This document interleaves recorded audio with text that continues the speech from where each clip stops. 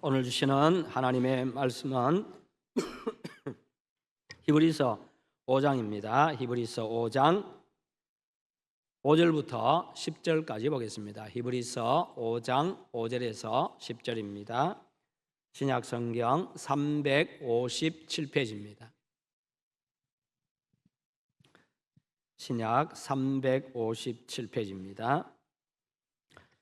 또한 이와 같이 그리스도께서 대제사장 되심도 스스로 영광을 취하심이 아니요 오직 말씀하신 이가 그에게 이르시되 너는 내 아들이니 내가 오늘 낳았다 너를 낳았다 하셨고, 또한 이와 같이 다른 데서 말씀하시되 내가 영원히 멜기세덱의 반차를 따르는 제사장이라 하셨으니 그는 육체에 계실 때에 자기를 죽음에서 능히 구원하실 이에게 심한 통곡과 눈물로 간구와 소원을 올렸고 그의 경건하심으로 말미암아 들으심을 얻었느니라. 그가 아들이시면서도 받으신 고난으로 순종함을 배워서 온전하게 되셨은즉 자기에게 순종하는 모든 자에게 영원한 구원의 근원이 되시고 하나님께 멜기세덱의 반차를 따른 대제사장이라 칭하심을 받으셨느니라. 아멘. 오늘 말씀의 제목 같이 한번 읽어보겠습니다. 고난 생각하기 나름입니다. 아멘. 제 목소리가 오늘 콧소리가 좀 나니까 더 좋게 들리나요? 감기 걸려서 설교하면 항상 예배 설교 마치고 나면 목사님 감기 소리가 훨씬 더 좋습니다. 그런 사람들이 꼭 한두 명씩 꼭 있어요. 저는 괴로운데 목요일 날 감기 좀 시작해가지고 거의 지금 다 나아가고 있습니다. 코 감기만 조금 남아 있고 거의 다 나았습니다. 여러분들 오늘 제가 설교하기 전에 계속 목이 그래가지고 오늘 주일날 목소리 안 나오면 안 되는데 했더니 다 이제 괜찮아지고 코 감기만 조금 남아 있으니까 기도해 주시면 아마 주중에 금방 나을 것 같습니다. 이제 100살 되신 어머니 만나러 뵈러 가야 되는데 감기 따르고 가면 안 되잖아요. 또 감기 걸리면 또 큰일 나니까 고난 생각하기 나름입니다. 우리는요 살아가면서 많은 고난들을 당하지요. 아플 때도 있고 힘겨울 때도 있고 많은 어려움들도 다가옵니다. 그런데 어떤 사람이 이런 글을 지었습니다. 그런 줄 알았습니다. 그런 줄 알았습니다라는 제목입니다. 매일 웃고 살길래 슬픔이 없는 줄 알았습니다. 항상 씩씩하길래 아픔이 없는 줄 알았습니다. 언제나 강해 보이길래 눈물이 없는 줄 알았습니다. 늘 밝아 보이길래 고통이 없는 줄 알았습니다. 당신도 괜찮은 척 아무렇지 않은 척 살아가고 있었군요. 사람들이 그렇죠. 괜찮은 척 아무렇지도 않은 척 그렇게 살아갈 뿐이지 고통이 없는 사람, 고난이 없는 사람은 아무도 없습니다. 사람은 살아가면서요 누구나 고난을 당하고 슬픔과 고통의 눈물을 흘릴 때도 있습니다. 그런데 사람마다 고난을 대하는 마음과 그리고 대처하는 자세가 다르지요. 고난은요 당하는 내가 직접 당하는 것하고 고난 당한 사람을 위로하는 것하고는 참으로 천지차이입니다. 내가 직접 당해 보면 너무 힘들고 아프고 고통스럽지요. 나에게만 고난이 있는 것 같고 나만 고통 당하는 것 같고 내가 무슨 죄가 많아서 이런 어려움을 당하는가 그런 생각을 하기도 합니다. 뿐만 아니라 고난이 너무 크고 또 고난의 시간이 길어지고 앞이 보이지 아니하면 하나님이 정말 계시는가? 하나님이 계신다면 왜 나에게 이런 고난이 있는가? 하나님이 계신다면 왜 고난을 빨리 끝내주지 않는가? 이런 생각도 하게 되지요. 그런데 성경은요 이 고난이 우리의 인격을 새롭게 만들어주고 우리의 믿음을 더 굳건하게 세운다 그렇게 이야기하고 있습니다. 고난을 통해서 내 인격이 새로워집니다. 왜요? 많은 것을 느끼고 깨달을 수가 있기 때문입니다. 고난을 통해서 내 인생의 깊이가 더해지고 믿음도 강해집니다. 그래서 우리도 그런 이야기합니다. 아픈 만큼 어떻게 된다 그래요? 잘 아시네요, 그죠? 아픈 만큼 성숙해진다. 그럼 말은 잘 아는데 막상 내가 고난당하고 힘들고 아프면요 굉장히 힘들어요. 그런데 실제로 그 결과는 실제로 나중에 가보면요 아이들도 아프고 나면 한 뼘 더 자란다, 좀 더 자라고 그렇게 한다고 이야기하죠. 몸만 자라는 게 아니라 마음이 함께 자라갑니다.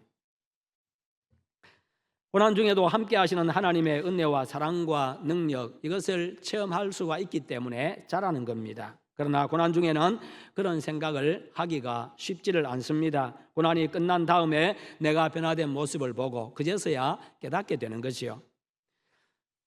실제로 내가 고난을 당하면은 감당하기가 힘들고 받아들이기도 쉽지가 않습니다. 더더욱 나에게 큰 잘못이 없다라고 생각할 때는 더더욱 더 그렇습니다. 그럴 때 고난을 어떻게 받아들이느냐에 따라 가지고 결과가 달라집니다.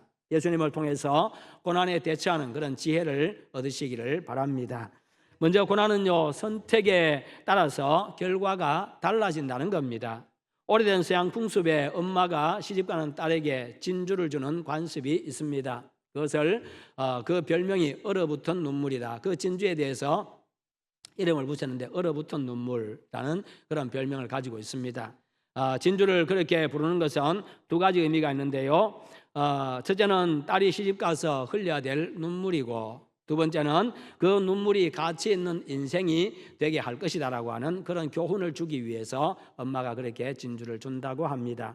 이 의미는요, 진주가 만들어지는 과정에서 나온 겁니다. 아비큘레다라고 하는 그런 조개에 이제 모래알이 들어가면 이제 이것이 낙하라고 하는 물질을 뿜어내 가지고 그 모래알을 감쌉니다. 왜요? 아프니까, 그냥 두면 아프니까 낙하라는 물질을 뿜어 가지고 그 모래알을 감싸기를 시작합니다. 점점 그렇게 뿜어내면서 이게 점점 커져가고 시간이 흘러가면서 커져가는 것이요.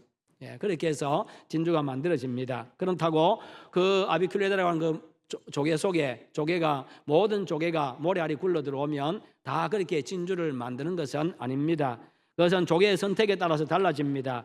속에 들어온 그 모래알을 그대로 두는 조개가 있습니다. 그러면 그 모래알이 그 조개의 살에 상처를 내 가지고 결국 썩게 되고 죽게 됩니다. 우리의 삶에도 고난이라고 하는 크고 작은 모래알들이 계속해서 굴러 들어오지요. 그때 우리는 그 고난의 상처로 인해서 고통스럽습니다. 그러나 그 고난을 어떻게 생각하고 어떻게 반응하느냐에 따라서 결과가 달라집니다. 내 삶 자체가 달라지는 겁니다. 내 인생이 썩어 무너질 수도 있고요, 빛나는 진주처럼 아주 값진 인생이 될 수도 있습니다. 잠언 17장 3절에 보면 도가니는 은을, 풀무는 금을 연단하거니와 여호와는 마음을 연단하느니라. 그렇습니다. 하나님이 우리를 강하게 하십니다. 욥기 23장 10절에 욥의 고백입니다. 그러나 내가 가는 길을 그가 아시나니 그가 나를 단련하신 후에는 내가 순금같이 나오리라. 하나님은 사랑하는 당신의 자녀들이 고난을 통해 가지고 인생이 더 빛나기를 원합니다. 고난을 통해서 무너지고 그냥 그렇게 좌절하는 것이 아니라 더 빛나는 인생, 더 성숙한 인생, 더 큰 인생이 되기를 원하셔요. 내가 살고 있는 한 고난은 계속됩니다. 결코 고난은 끝이 없습니다. 그런데 고난 때문에 어떤 사람은 망하지만 어떤 사람은 더 잘 된다는 겁니다. 고난을 통해서 빛나는 인생을 만들어가는 여러분 되시기를 축원합니다. 아무리 어려워도요, 좌절하지 아니하고 계속해서 하나님 앞에 기도하고 지혜를 구하고 능력을 구하고 그렇게 하면요, 반드시 하나님이 더 선한 길로 인도하시고 나를 큰 그릇 되게 하시고 강한 그릇 되게 하시고 그렇게 하셔서 정말 하나님이 은혜를 부어주시는데 나를 내가 큰 것으로 만들어져야 부어주시는 은혜를 가득 채울 수가 있는 겁니다. 그러면 고난의 때를 잘 살기 위해서는 어떻게 해야 합니까? 첫째, 고난을 통해서 순종을 배워야 합니다. 8절과 9절에 보면요, 그가 아들이시면서도 받으신 고난으로 순종함을 배워서 온전하게 되셨은즉 자기에게 순종하는 모든 자에게 영원한 구원의 근원이 되시고, 이렇게 말씀합니다. 결국 영원한 구원의 근원이 되셨다. 순종함을 통해서요. 그 십자가 순종을 통해서. 예수님은 고난을 통해서 순종을 배웠습니다. 그리고 온전하게 되셨습니다. 예수님은 고난을 거부하거나 슬퍼하거나 절망하지 않았습니다. 거기에 순종하셨습니다. 받아들이셨습니다. 고난 속에 하나님의 선하신 계획이 있음을 알고요, 그냥 받아들였다는 겁니다. 여러분이 만나는 고난들 속에도, 크고 작은 고난들 속에도 하나님의 선하신 손길이 있는 줄 믿으시기를 바랍니다. 하나님은 바로 그것을 통해 가지고 나를 만들어 가시는 그 과정이라는 거예요. 하나님의 계획에 따라서 나를 그렇게 만들어 가셔요. 어떤 그릇으로 만들 것인지, 얼마나 큰 그릇으로 만들 것인지 하나님이 계획하시고 그 모든 과정들을 통해 가지고 그렇게 그릇으로 만들어 가시는 겁니다. 그러기에 그 사실을 깨닫고 그대로 받아들이고 그것을 감당해 나가고 하나님 앞에 기도하며 이겨내면요, 하나님이 원하시는 그런 그릇이 되는 겁니다. 그러면 거기에 맞추어서 하나님이 그 사람에게 맞는 은혜와 복을 내려주시는 겁니다. 그렇지 아니하면 복을 줘도요 복인 줄 모릅니다. 그렇지 아니하면 복을 줘도요 복을 선하게 사용하지 못하고 결국 자신에게 해가 되게 만들어버리고 맙니다. 두 번째는 고난을 이상하게 여기지 않아야 합니다. 베드로전서 4장 12절에 보면 사랑하는 자들아 너희를 연단하려고 오는 불시험을 이상한 일을 당하는 것 같이 이상히 여기지 말고, 너희를 연단하기 위해서 오는 불시험이 있다. 정말 시험이 있는데 어려움들이 있는데 그런데 그것을 이상하게 여기지 말아라. 그렇게 말씀합니다. 고난은 우리를 강하게 하기 위한 하나님의 은혜의 손길입니다. 그 고난을 이상하게 여겨가지고 받아들이지 못하게 되면 결국 내가 실패한 인생이 되고 맙니다. 그 고난에 지고 맙니다. 패배하고 맙니다. 그러면 인생이 무너집니다. 그런 생각 자체가요, 이상하게 여기는 그 생각 자체가 나를 더 힘들게 만들고 더 고통스럽게 만들고요, 좌절하게 만듭니다. 고난을 나를 강하게 하시려는 하나님의 그 연단의 손길로 받아들일 수 있는 그런 믿음의 사람 되시기를 바랍니다. 그래서 오히려 고난을 여러분에게 유익하게 만드시기를 축원합니다. 두 번째로 예수님은요, 고난을 문제로 보지 아니하고 사명으로 보셨다는 겁니다. 여러분, 문제와 사명의 차이가 무엇입니까? 문제는요, 원인을 밝히고 문제를 풀고 그 문제를 해결하는 데 목표가 있습니다.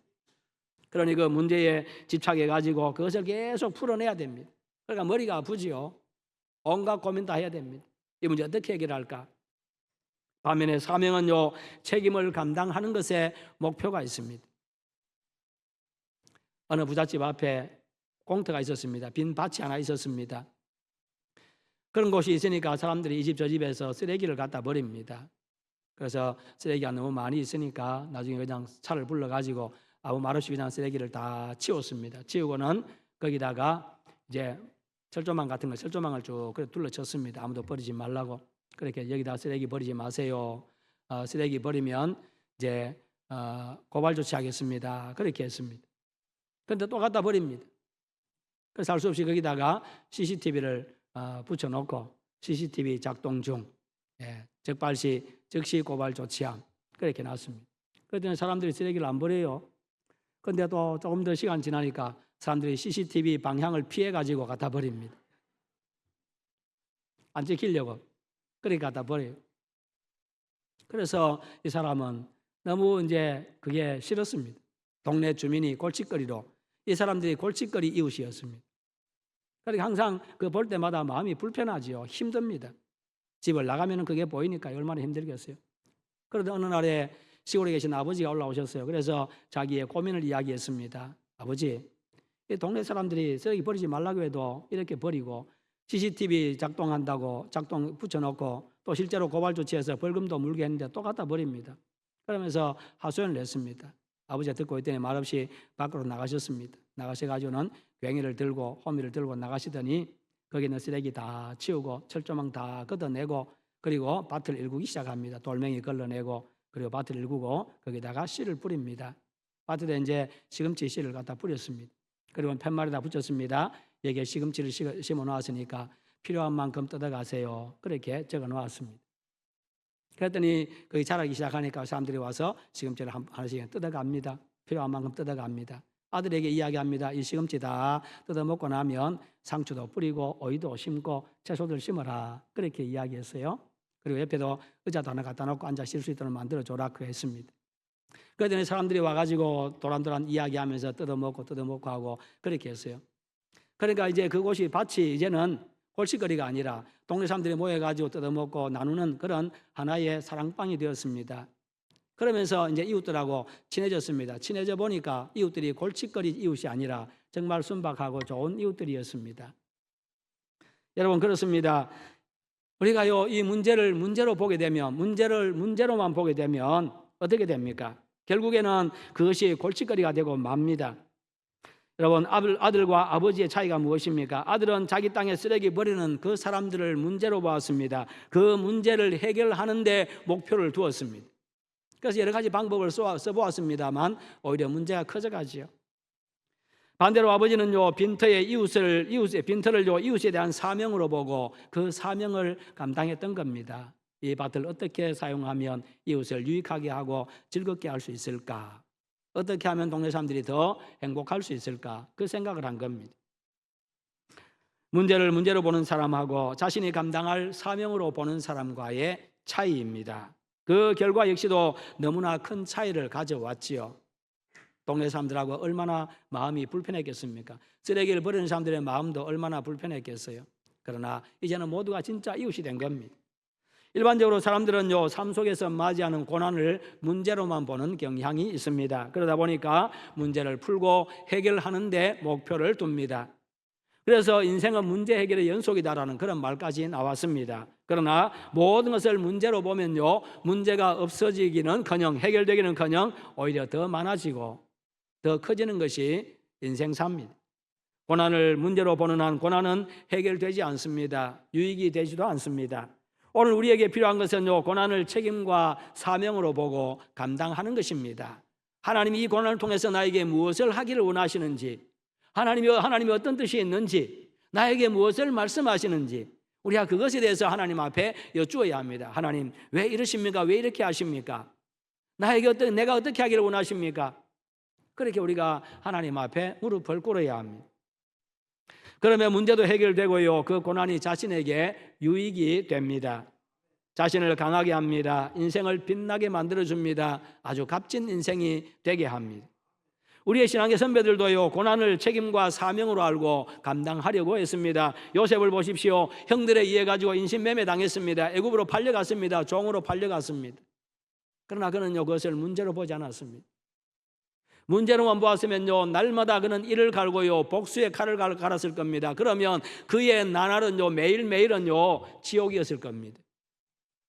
매일 이를 갈고 매일 칼날을 갈고 있으면 그게 지옥이지요. 얼마나 고통스럽겠어요. 그의 인생은 그냥 완전히 무너지고 말았을 겁니다. 그는 오히려 주어진 상황 속에서 하나님의 뜻과 계획을 발견하려고 노력을 했고요, 그 속에서 이어지는 고난들이 있었습니다만 그 모든 것 속에서 하나님에 대한 믿음을 잃어버리지 않았습니다. 하나님의 선하신 계획이 있음을 믿었지요. 결국에는 애굽의 총리가 되었고, 그것으로 말미암아서 결국 가뭄 속에서도요, 흉년 속에서도, 긴 흉년 가운데서도 자기 가족들을 다 살렸습니다. 그래서 나중에 동생인 것을 알게 되어졌습니다. 그랬을 때에 그들은 동생이 자신들에게 복수할까 봐서 어떻게 이야기합니까? 아버지가 우리한테 복수하지 말라고 했다. 그러면서 여러 가지 이야기를 합니다. 동생이 뭐라고 이야기하면, 형님들 걱정하지 마세요. 형님들이 나를 보낸 게 아니라 하나님이 우리 가족 다 살리려고, 우리 민족 살리려고 나를 이곳에 보내셨습니다. 형님들의 손을 통해서 나를 이곳에 보내신 겁니다. 그렇게 이야기를 합니다. 이게 바로 그리스도인이 모든 상황들, 모든 고난들, 우리에게 일어난 일들을 해석하는 방법이고 해석하는 자세고 마음입니다. 모든 것 속에 하나님의 계획이 있음을 믿으라는 겁니다. 이것이 바로 요셉의 승리의 비결이었습니다. 예수님은요, 고난의 잔 십자가를 자신의 사명으로 알고 감당하셨습니다. 지셨습니다. 그것을 책임지셨습니다. 그로 말미암아 세상을 살려냈습니다. 이게 아버지의 뜻이었지요. 바울은 고린도 교회 문제를 사랑이라고 하는 책임과 사명으로 해결을 했습니다. 그 속에 있는 분란을 일으키는 그 모든 부분들, 바로 사랑이다. 사랑으로 해결했습니다. 어려움이 생길 때 그것을 내 책임과 사명으로 알고 감당해야 되는 겁니다. 책임과 사명을 감당하는 것은 나 자신을 주는 것이고 나를 희생하는 겁니다. 이것이 고난당한 우리에게 원하시는 하나님의 뜻입니다. 그래서 진정한 믿음의 사람에게는 문제는 없습니다. 책임과 사명이 있을 뿐입니다. 그 책임감과 사명감으로 가정과 교회와 국가와 민족에 대해서, 세계에 대해서 책임과 사명을 감당하는 그런 고난의 승리자가 되시고, 그런 진정한 성숙한 그리스도인이 다 되시기를 축원합니다. 하나님은 우리에게 가정에 대한 사명 주셨습니다. 책임 주셨어요. 교회에 대한 책임과 사명 주셨습니다. 이 지역에 대한 책임과 사명 주셨어요. 이 민족, 이 나라에 대해서, 민족에 대해서요, 책임과 사명 주셨고 이 세상에 대한 책임과 사명을 우리에게 주셨습니다. 그것을 우리는 기쁨으로 기꺼이 감당해 나가야 됩니다. 감당함에 있어서 많이 힘든 때도 있을 겁니다. 그럼에도 불구하고 감당해 나가시면 하나님의 뜻을 이루고 하나님은 더 크게 은혜를 부어주십니다. 세 번째로 고난에는 깊은 영성이 있다는 겁니다. 7절에 보면 그는 육체에 계실 때에 자기를 죽음에서 능히 구원하시는 이에게 심한 통곡과 눈물로 간구와 소원을 올렸고 그의 경건하심으로 말미암아 들으심을 얻었느니라. 이렇게 말씀하고 있습니다.